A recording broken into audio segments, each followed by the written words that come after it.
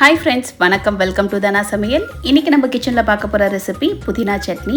இந்த புதினா சட்னி கொஞ்சம் டிஃப்ரெண்ட்டாக நான் ரெடி பண்ணியிருக்கேன். டேஸ்ட் ரொம்ப சூப்பராக இருக்கும். இட்லி, தோசை, சாதத்தோடலாம் துவையல் மாதிரி வச்சு சாப்பிட அட்டகாசமாக இருக்கும். வாங்க எப்படி பண்ணுறதுன்னு பார்க்கலாம். அடுப்பில் கடாய் வச்சு ஒரு 2 ஸ்பூன் அளவுக்கு எண்ணெய் சேர்த்துருக்கேன். எண்ணெய் சூடானதும் 2 டேபிள் ஸ்பூன் அளவுக்கு கடலைப்பருப்பு சேர்த்துக்கலாம். கடலைப்பருப்பு லைட்டாக கலர் மாறி வந்ததுக்கப்புறம் இது கூட காரத்துக்கு 3 காஞ்ச மிளகாய் சேர்த்துக்கிறேன். நான் குண்டு மிளகாய் எடுத்துருக்கிறதுனால காரம் அதிகமாக இருக்கும். நீங்கள் நீட்டு மிளகாய் எடுத்திங்கன்னா ஒரு 4 மிளகாய் எடுத்துக்கோங்க. இப்போ கடலைப்பருப்பும் மிளகாவும் நல்லா செவந்துருச்சு. ஒரு பிளேட்டுக்கு மாற்றிட்டேன். அதே எண்ணெயில் ஒரு பெரிய வெங்காயம் கட் பண்ணி சேர்த்துருக்கேன். வெங்காயம் லைட்டாக வதங்கணும். வெங்காயம் நல்லா வதங்கினதுக்கப்புறம் இது கூட 2 பச்சை மிளகாய் கீனி சேர்த்துக்கிறேன். கூடவே 2 பல் பூண்டு எடுத்திருக்கேன். நான் நல்லா பெரிய பூண்டாக எடுத்துருக்கிறதுனால 2 பூண்டு எடுத்திருக்கேன். சின்ன பூண்டாக இருந்தால் ஒரு 5 பூண்டு எடுத்துக்கோங்க. சேர்த்து நல்லா வதக்கிக்கலாம். இது கூட 2 கொட்டை அளவுக்கு புளியும் சேர்த்துக்கிறேன். கூடவே 2 மீடியம் சைஸ் தக்காளியை கட் பண்ணி சேர்த்துக்கிறேன். புளியோட அளவை கம்மி பண்ணிவிட்டு தக்காளியை கொஞ்சம் அதிகப்படுத்திக்கலாம். இப்போது சட்னிக்கு தேவையான அளவுக்கு உப்பும் சேர்த்து நல்லா வதக்கிக்கலாம். இப்போ தக்காளி பார்த்திங்கன்னா ஓரளவுக்கு நல்லா வதங்கியிருக்கு.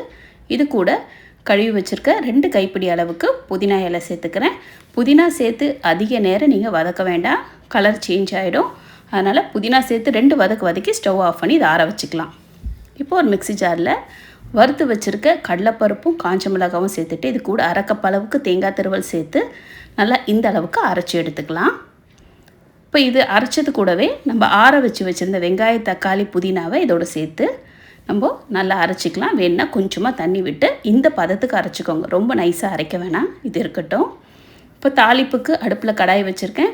1 ஸ்பூன் அளவுக்கு எண்ணெய் சேர்த்து 1/2 ஸ்பூன் கடுகு, 1/2 ஸ்பூன் உளுத்தம்பருப்பு, 2 நல்லா பொரிஞ்சு வந்ததுக்கப்புறம் இது கூட கருவேப்பிலை சேர்த்து நல்லா பொரியட்டும். பொரிஞ்சதும் நம்ம அரைச்சி வச்சுருக்க சட்னியில் சேர்த்துக்கலாம். சேர்த்துட்டு நல்லா மிக்ஸ் பண்ணிட்டிங்கன்னா சூப்பரான புதினா சட்னி ரெடி ஆகிடுச்சுங்க. இது சுட சுட நான் இன்றைக்கி இட்லியோடு தான் பரிமாறிக்க போகிறேன். டேஸ்ட் அட்டகாசமாக இருந்தது. தோசைக்கும் சூப்பராக இருக்கும். நீங்கள் லெமன் ரைஸ், தயிர் சாதம் எல்லாத்துக்கும் இதை துவையல் மாதிரி சாப்பிட்லாம். கண்டிப்பாக நீங்களும் இந்த ரெசிபியை ட்ரை பண்ணி பாருங்கள். ட்ரை பண்ணி பார்த்துட்டு உங்களோட ஃபீட்பேக் என்னோட ஷேர் பண்ணுங்கள். இந்த வீடியோ பிடிச்சிருந்தா மறக்காமல் நம்ம சேனலை சப்ஸ்கிரைப் பண்ணிக்கோங்க.